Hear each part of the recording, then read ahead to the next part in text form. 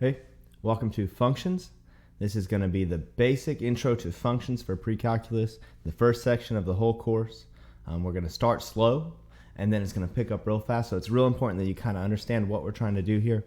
That this section, we are not looking for an answer. What we're looking for is how to solve problems, how to think, how to learn to solve problems on your own. And that's going to be the most important thing we kind of learn in this section. So let's start with our classroom creed. Remember, it's cool to say the creed. It's not cool. You know what's not cool? Taking pre-calculus, sitting in class for 3 hours a day, and then failing. That's not cool. You know what's cool? Saying the creed. It works out 100% of the time. That kids who sit in the back and don't say the creed, fail pre-cal. You know what happens? Kids who sit in front, kids who say the creed, kids who are locked in, they pass pre-cal. It's wild how that works. So, here we go. Today is a new day. I can read and remember well. I can develop my viewpoint and apply it. I have eyes to see, ears to hear, and a mind to understand. It might not be easy, but it's worth it. All right, let's get going.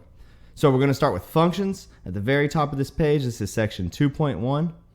We are going to be looking at, let's make this smaller. Boop, there we go. We're going to be looking at the definition of a function and how it applies to all sorts of things, not only numbers, but also words. So, definition of a function. A function is a rule or a relationship or a connection that assigns each element x in a set A to exactly one element f of x in B. Call it f of x. Some people call it y. Some people call it f. It's just the thing that x turns into. We'll look at that as we go on. So we're going to jump right in. Consider this easy function. This is a quadratic formula. This is a parabola that's shifted up 4. Whatever you want to say. If you've seen it before, great. If you haven't seen it before, welcome. So express in words how f acts on the input x to produce the output f of x. A lot of long words for saying what's happening. What's happening here? So if you look at this function, what's happening here is anytime you take a number, say you take 1, 2, 3, it doesn't matter what number. If you plug it in for x, you're going to get a squared and then bigger by 4 number, right? So to make this super easy, what do you do first? You square it. So here's how I would express it in words. I would say take x, square it, then add 4. If you need to know the order, we need to go and watch the order of operations video or come to office hours and work on PIMDOS. Let me write that real quick. PIMDOS. If you don't remember PIMDOS, some people replace the P with the B for brackets. P is parentheses. If you don't remember that, then we got to review. Come to office hours, come to Zoom. We'll work on it together. You can go watch the order of operations video, all that stuff. So that's what I would say in words. It's take the x, then square it. So let's evaluate. We're not going to do all these. We're going to do one of them. That way you can do the other two. So let's look at this. F of 3. Well, we've got already f of x, right? So what that means is we're just going to take that 3 and put it anywhere we got x. You should remember that from a long time ago. So 3 squared plus 4 gives me 9 plus 4 gives me 11. Boom, not too bad. So then you could do the next two by yourself, right? You could hit those f of -2 and f of the square root of 5. Explore, try it on your own, mess up, make a mistake, then come back and talk about that mistake. All right, a little bit more review. Find the domain and the range. If you don't remember, domain is what the question. Here, let's write that. What can x be? And then I like to specify with the range and change it a little bit. It's not what can y be, but it's what will y be. Words matter. The reason that will matters is because that y is going to be based entirely on that x, right? Because it's a function, like we said in the definition. It's that y comes straight from the definition of function of x. And then draw a machine diagram. This might be the only thing that you haven't necessarily seen before. So we're going to look at that. And we're going to see what is a machine diagram. A lot of people draw them a lot of different ways. It basically is just your brain teaching itself to learn this thing in a picture way if that's what you need. So you can draw the machine any way you want. The textbook, I think, draws it like, looks like a little, I don't know, Smarties wrapper or something. But I've seen a million people just draw circles. And they say what goes in, what comes out. You know what I'm saying? So the machine diagram would be x goes in. Then we take the words we said earlier where we say, ooh, that's going to be hard to write. Let me zoom in. Square, then add 4. And you know what comes out? Y, or x squared plus 4, which is our y or our f of x. A lot of people, you'll see it all those ways as we get through the year. Cool? All right. So then if you're going to do the second version of the machine diagram, let's just pick that number we just did where we put 3 goes into it. You know what I'm saying? Then we get all of that same stuff. You can rewrite it. Square, then add 4. And you know what comes out? 11. Wait, look at that. First mistake. What's 9 plus 4? 13. I know all of you probably screamed it a second ago saying, oh, you're wrong and you don't even realize it. People make mistakes sometimes. It's okay. As long as you catch your mistake, you go back, you fix it, you realize why you made that mistake. Why did I not know 9 plus 4? No clue. But I didn't. And now I do. And I won't do that on a test. All right. So example 2, evaluate each function. We've already done that. I'm going to let you do that on your own. Because what you're going to do is you're going to take that number inside the function, plug it in, and see what you get at the end of the day. Now, I know every single person can take their phone, they can take a picture of it, they can go to PhotoMath or Wolfram or, I don't even know, OpenMath, all the different math picture-taking apps and get the answer. We don't care about the answer. You can get the answer 10 times out of 10, and I don't care. What we care about is you learning this material and being able to do it, right? So you won't know if you can do it if you don't try to do it, right? PhotoMath's cool and all, but what does it do for you? And then everybody's always like, oh, no, I know it. I read the instructions. No, you don't. You don't click on that step by step. You just write the answer down and move on and go to play basketball. So work on these problems. Try them on your own. Don't just get hung up on, oh, I got the answer, I'm out. All right, let's look at a piecewise function. That way we can get through this kind of quickly. So a piecewise function is the exact same thing as a function, just with these things called conditions. So these conditions are on the right over there. And those conditions basically just tell us if x is in this domain or this range of numbers, not range. If x is in this set of numbers from 0 to 2, then we use the top thing. And if x is greater than 2 but not equal to, then we use the bottom function. So it's like 2 functions in one, kind of. So let's just do one in each set, and then I'll let you do the third one. So if we look at c of 0.5, we ask ourselves, where does 0.5 fall? Well, 0.5 looks like it goes right there, right? Because it's greater than 0 but less than 2. So what that means is we'll use the top function. The function's done. No plug-in needed. C of 0.5 is 39 every time. It's done. All right, let's see what else we got. C of 2. We'll skip that one. Let you do that on your own. C of 4. Switch to blue. 4. Plug 4 in over here. Looks like 4 is indeed greater than 2, so we'll use this longer function. And we'll just plug it straight in. We'll say C of 4 equals 39 plus 15 times, here's our x. We're going to take that 4 and plug it straight in. 4 minus 2. We're going to go 39 plus 15 times 2. So 39 plus 30, looking at 69. Cool? Not too crazy? Awesome. Let's check out what's next. The net change for a function. This is the total change, not of the x value, but of the y value, or the f of x value.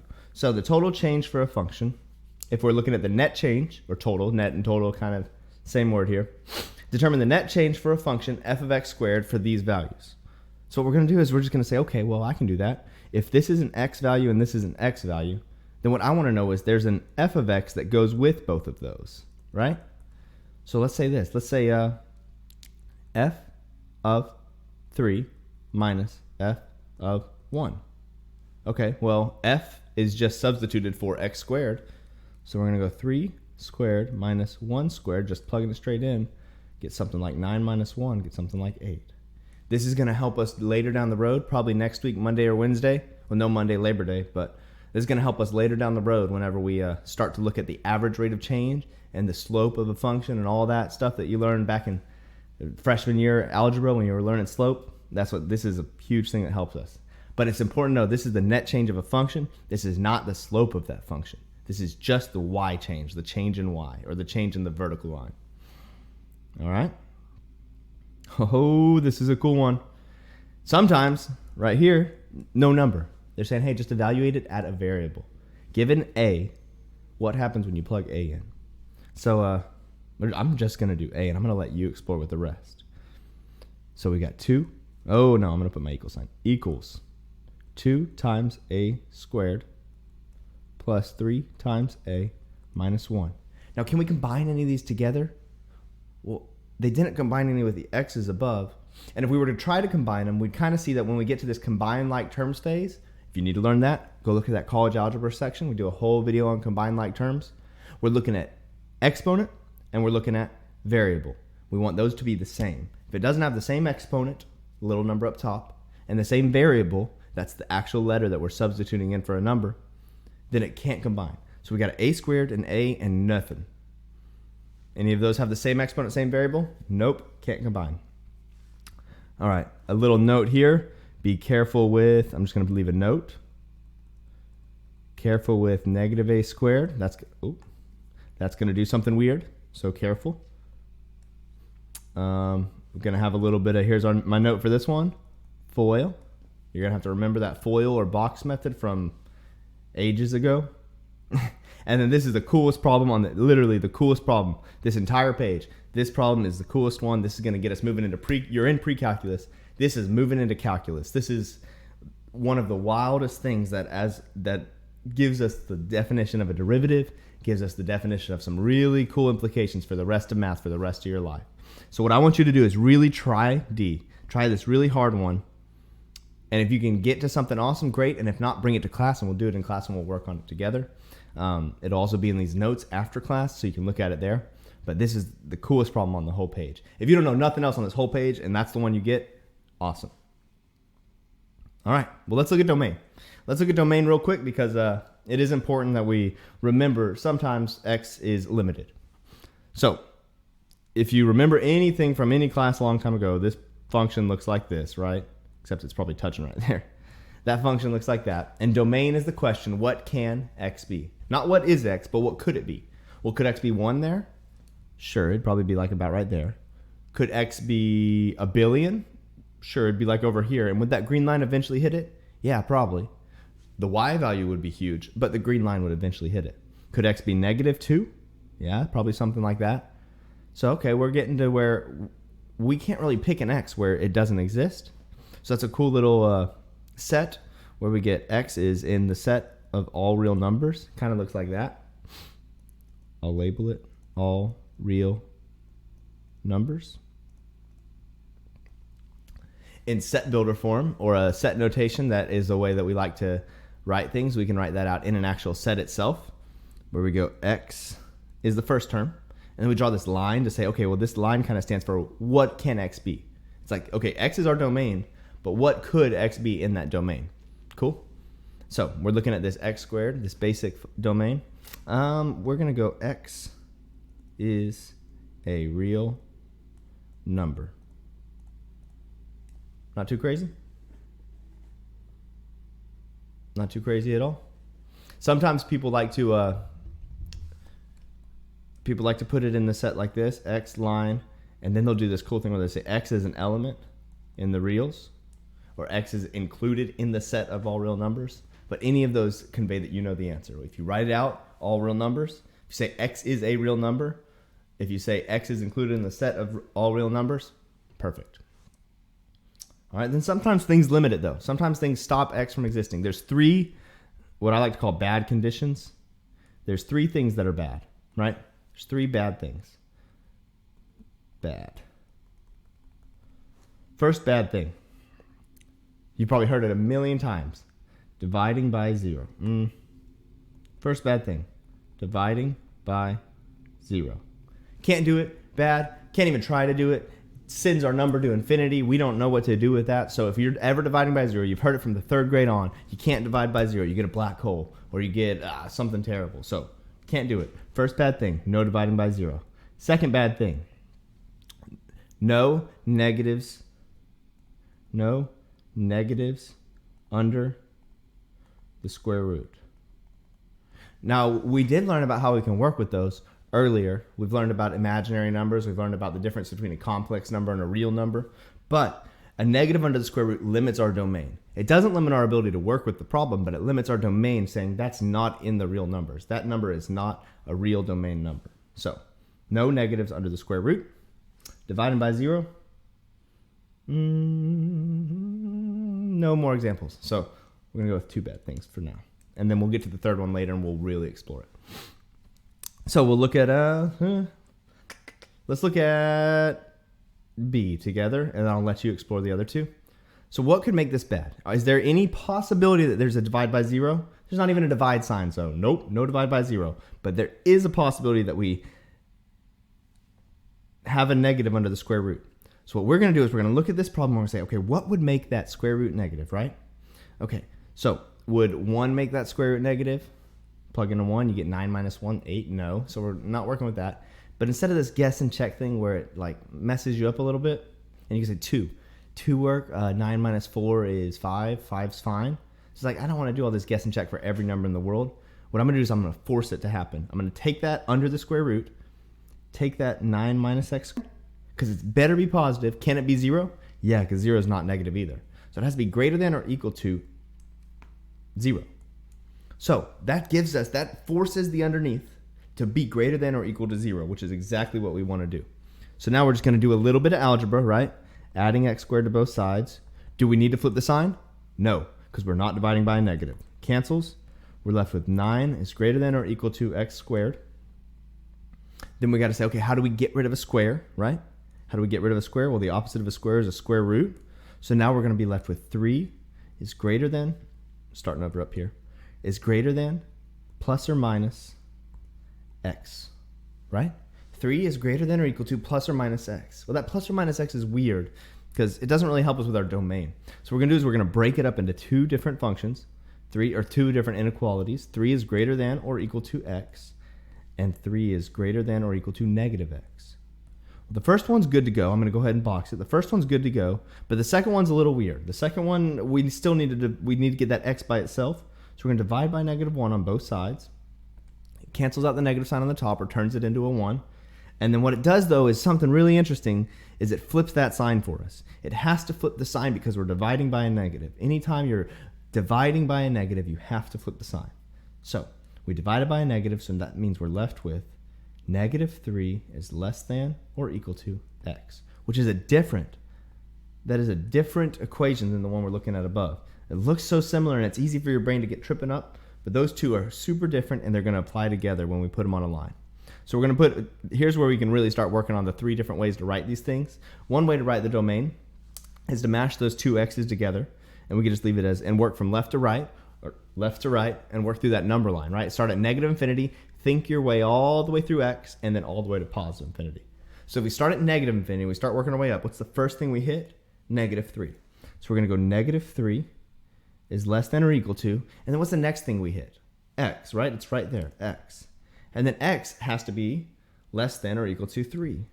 So there's one way to write our domain. We could write our domain that way, and it makes it really easy to understand that is what x better be. X better be between those two numbers, and it could include those two numbers. Now, another way to write it is in that bracket notation for set builder notation. Or no, they're not set. This is just bracket notation. It says it includes that number, and it includes that number, and x is in there. So we're going to go negative 3, comma 3. That's the second way in bracket notation to build it. I like that one the best because it's the least writing, but you're going to see all of them, and you need to know and be familiar with all of them. The third way to do it is in set builder notation, which is a squiggly line set, where we take the x and always write it first, draw the straight up and down line that says it's included in the next, what's coming next. So it says x is included in what's coming next. We're about to define x in this set. So it's a set of all numbers x that exist in between negative 3 and 3, including them. And that's the set of x's. What that is really technically saying in our brain's work is negative 3, comma, negative 2.9999999 a billion times, dot, dot, dot, negative, and then we keep going on and on and on until we get all the way to maybe 0, dot, dot, dot, 0.00001, and every single infinity numbers all the way until we get to 3 and close it out. That's what that's telling us to do, but we can't write infinite number of numbers. So we're going to write it in that set notation where it says all of the elements in between these two things. Awesome. So if you're working through C and D on your own, go ahead and write it in all 3 ways. Write it in bracket notation, write it in set builder notation, and see if you can convert between those two. Cool? All right. We're almost done. I'm going to leave you to do the last one on your own. So this is the last thing we're going to talk about. And it's kind of review almost. And it's the 4 ways you can express a function. So there's 4 things you can do to say what a function is. And our brains really do want to know all of them. Like, it's so much more important that you can talk about math than give me an answer. Because I don't care about the answer. The answer is going to change on the quiz, change on the test. The answer is going to change all the time, right? But you know what's not going to change is you knowing how to do it. So the first way to talk about a function, and my favorite, is verbally, which is just words. Verbally is literally just words. That's saying, hey, here's a function. If I plug in x, we're going to multiply by 300 and divide by 2, which would multiply by 300 and subtract 2. That's how we get our y, or that's how we get our function. That's my favorite, because then we can actually talk about it. The second one is algebra, or algebraically. I think that's how you spell that. And that's with the function. That's with the function, or f of x equals ... something there, right? So we can say it with words. And words is number one, words isn't just saying f of x equals 4. Words is saying, given an input, I'm going to output 4 plus my function. Or I'm going to output 3 times 4 plus my function. Or my output is going to be 16 times bigger. It's the words that let us know that we know what we're talking about. Visually, we haven't done this yet, but it's a really cool way to do it, which is a graph. And you know about graphs because we've done them for all of your math life. That's where you take that function and you plug it into a graph and you see, oh, cool, look at that. I can see what's happening to that function. It's going up, like in that case, it's going up slowly. It's going up, going back down, going up, going back down, but the overall trend is going up. All right? And then last but not least is numerically. Numerically is with a table. This is a table of some subset of numbers. It doesn't have to be every number in the whole function, but it's enough numbers that we can get what the function's doing. And we can say, yeah, if we plug in that left side, we're going to get that right side. Or if we input the left side into our function, we get a 1-to-1 correlation with that right side of our function. That's 4 ways to express a function. Number 1 is my favorite. Actually, they go in order of my favorite to least favorite. They're all good. They're all important, but they do go in order. So what you're going to do now is you're going to take those 4 things and what we've done for the top half of this section, and you're going to try to, in all 4 ways, build a table that represents this function.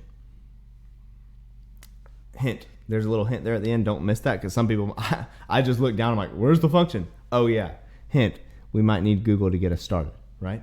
So that's where our function, now in the book, I'm pretty sure they give you, they do. In the book, they give you this function, but I'm like, we don't need that function. We have Google. We can Google what the relationship between Celsius and Fahrenheit is, build a function, talk about it, build a table out, and really try to understand what this whole idea of a 1-to-1 function is. Cool? All right, we got anything else? Nope, that's it for today. Thank you for watching. Thanks for learning a little bit of math with me. Hopefully it helps. If you have any more questions or you don't understand some of the stuff that we assumed that you knew, there's a whole college algebra course that's starting to be built that you could look at for help and review. If you still don't understand it, we've got office hours all week long. You can email me. My email's on that website. You can reach out and say, hey, will you make a short video on this problem because I don't understand it? And I promise it won't be 20 minutes. It'll be 3 minutes. But I would love to work those and post them somewhere. I'll build a little site where we can do extra problems, posted videos.